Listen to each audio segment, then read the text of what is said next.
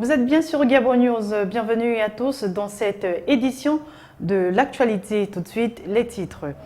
Le candidat à la mairie de Libreville, Jean Eguendon, en bon citoyen, s'est fait agent sensibilisateur ce jeudi en incitant ses futurs électeurs à se faire enrôler sur les listes électorales biométriques pour le scrutin de novembre prochain, un geste qu'il a voulu traduire en exemple en allant au contact des commerçants des différents marchés de la capitale. Et puis, le torchon brûle entre le bureau gabonais des droits d'auteur et le ministère en charge de la culture. Le président du Bugada s'est insurgé ce jour après l'intervention de Maximin Obamela hier sur le plateau du journal de Gabon Télévision.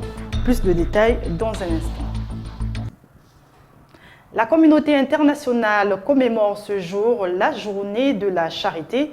Au Gabon, pas de cérémonie officielle, seulement pour plusieurs, la charité reste un comportement qui a encore sa place au sein des sociétés africaines, en dépit de quelques appréhensions qui peuvent freiner l'élan de certaines âmes bienfaitrices. Muriel Doyené, Refitsogia.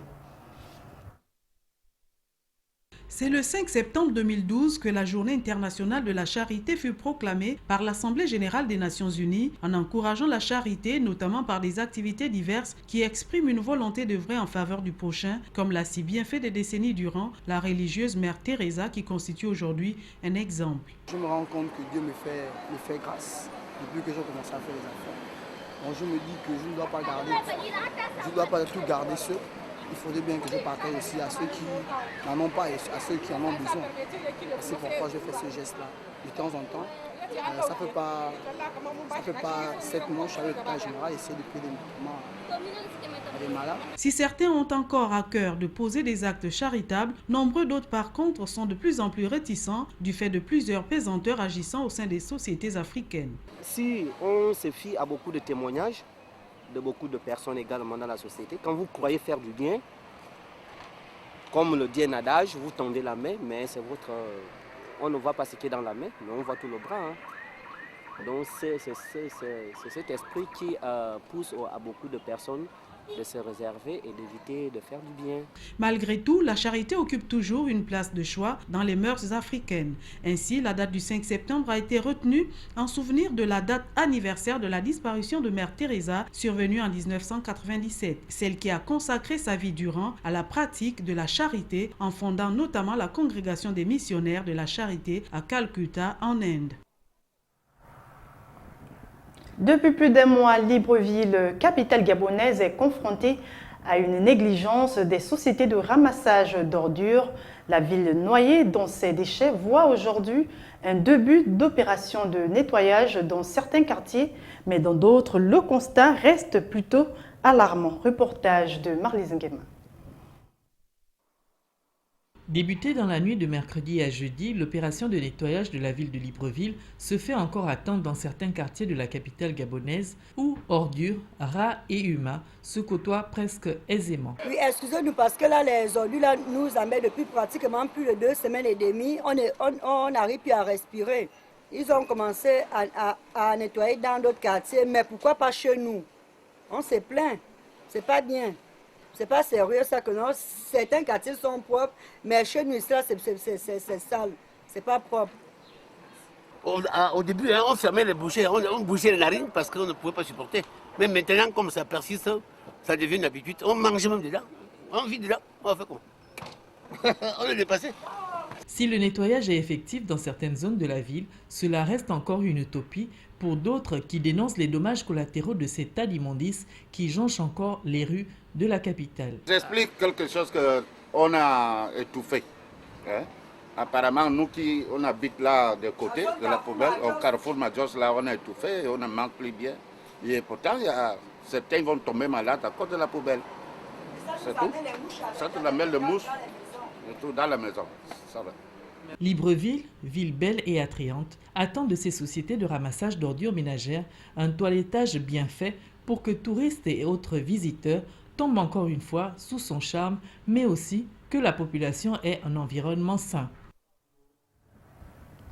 À côté de ce problème d'insalubrité, la capitale gabonaise fait également l'objet d'un affichage publicitaire anarchique entre la promotion d'événements culturels, sportifs et associatifs et l'affichage des avis de décès dans les quartiers de Libreville, lesquels affichages des avis de décès qui seraient dus à la cherté d'un communiqué dans les différents journaux de la place. Le constat est signé Douglas Tontoum et Rufit Soga.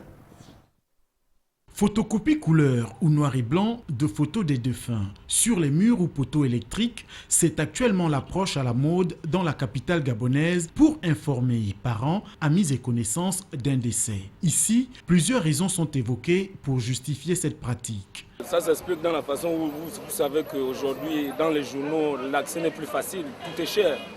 La vie devient énormément difficile, que beaucoup ont trouvé des moyens. Et puis c'est aussi un business pour certains qui trouvent ça un peu plus facile de se rendre dans un endroit où il y a une photocopieuse, il photocopie la photo du décédé et puis vient il affiche. Originaire d'Afrique de l'Ouest, l'affichage des avis de décès sur les murs a débuté timidement à Libreville, au quartier Akébé. Et aujourd'hui, elle tend à se généraliser, expliquée par les usagers comme étant une des conséquences de la cherté de la vie.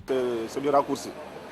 Tu préfères d'afficher, mettre ton affiche pour dire bon, puisque n'ayant pas de moyens, c'est pas tout le monde qui peut avoir 400 francs au quotidien d'acheter l'union, de regarder, ou bien d'envoyer. Puisqu'en plus, communiquer à l'union, c'est combien? C'est 40 000. Dans un pays quand même de droit, ce n'est pas normal d'afficher, de mettre des affiches comme ça pour des personnes décédées en pleine route comme ça. L'État devrait quand même essayer de mettre un regard sur ce point-là. Sinon, ce n'est pas un bon business. Le business, il n'est pas bon. Mais moi, je pense que c'est dû à la cherté de la vie. Empêcher cette pratique de gagner davantage du terrain en créant un cadre légal est favorable à tous, car ils sont nombreux à afficher, mais aucun candidat pour le nettoyage. Dans le reste de l'actualité, entre enrôlement et sensibilisation, c'est le gros de la sortie effectuée ce jeudi par Jean Egendon, candidat à la mairie de Libreville. Tout d'abord, l'homme est allé se faire enrôler sur les listes électorales biométriques pour montrer l'exemple à ses troupes. Puis, dans le même temps, il a fait le tour des marchés de la capitale pour s'imprégner des conditions dans lesquelles les commerçants exercent et surtout pour les sensibiliser sur la nécessité de se faire enrôler. Kenon Gori. Après sa récente sortie au cours de laquelle il a été faite l'annonce de sa candidature à la mairie de Libreville, Jean Egendon était ce jour au fait de ses futurs électeurs. Et pour montrer le bon exemple, il est allé dans un premier temps se faire enrôler à l'hôtel de ville. Puis s'en est suivi le périple qu'il a conduit dans les marchés de la capitale gabonaise, où il a été accueilli par des commerçants en liesse, visiblement épris d'une volonté de changement à la tête de cette institution. C'est ça que je demande à monsieur le maire. Un changement total. Ce n'est pas qu'on n'était pas bien, on était bien, mais je veux que ça soit plus bien, plus meilleur. C'est ça que je demande à monsieur le maire. Il s'agissait pour ces derniers de sensibiliser ses commerçants sur la nécessité de se faire enrôler pour avoir la possibilité de choisir leurs élus locaux au moment venu. Vous vous enrôlez parce que vous devez figurer sur le fichier d'état civil gabonais, puisque vous êtes des Gabonais. Vous devez figurer là. C'est comme dans la famille. On sait que ça c'est le père, ça c'est la mère, ça c'est les enfants, ça c'est les frères, ça c'est les oncles et tout ça. C'est pour ça qu'on vous dit de vous enrôler. En somme, la sortie ce jour du candidat déclaré à la mairie de Libreville s'inscrit dans la droite file d'une sensibilisation des populations au processus électoral. Et pour finir cette question, que se passe-t-il donc au niveau de la gestion du bureau gabonais des droits d'auteur après la déclaration de Maximin Obam Ella hier sur le plateau du journal télévisé de Gabon Télévision, mettant en cause le droit de Norbert Eponja à agir en qualité de président du Bugada, une nouvelle qui a fait réagir la communauté artistique gabonaise, en tête desquelles le président en exercice de cette structure. Plus de détails avec Philippe Oyaga. Grand a été l'étonnement de Norbert Eponja à l'annonce de la déclaration de M. Maximin Obamela, nommé à la tête du Bureau gabonais des droits d'auteur et des droits voisins à l'issue du Conseil des ministres du 5 juillet 2013. Une situation rocambolesque qui crée désormais un bicéphalisme au niveau de la gestion de ce bureau. Mise en cause, Norbert Eponja livre ici sa part de vérité. Depuis 1987, il existe une loi qu'on appelle la loi numéro 1/87 du 29 janvier, plutôt du 29 juillet 1987, qui institue les droits d'auteur au Gabon. Depuis cette date-là, jusqu'aujourd'hui, les artistes gabonais se sont battus. Les artistes gabonais ont tout fait pour amener le gouvernement à mettre en place, à les aider à mettre en place le bureau gabonais des droits d'auteur. Le gouvernement n'en a jamais manifesté la moindre volonté. Les artistes gabonais, affiliés à la structure dont ce dernier a la charge, ont également décidé de monter au créneau pour dénoncer ce qu'ils considèrent être du banditisme. On en a marre. Ça fait 40 ans, les artistes gabonais n'ont rien, 40 ans durant. Aujourd'hui, on essaye maintenant de remonter en surface et faire en sorte que nos collègues artistes bénéficient de leurs droits d'auteur. Et un matin, une affaire comme ça arrive. C'est vraiment impensable. Voilà une affaire qui n'est pas près de connaître son épilogue compte tenu de la décision du gouvernement d'ester en justice le bureau de Norbert Ipandja. Vous avez regardé le journal. Merci de votre attention. Restez en compagnie de l'actualité sur www.gabonnews.com. Au revoir.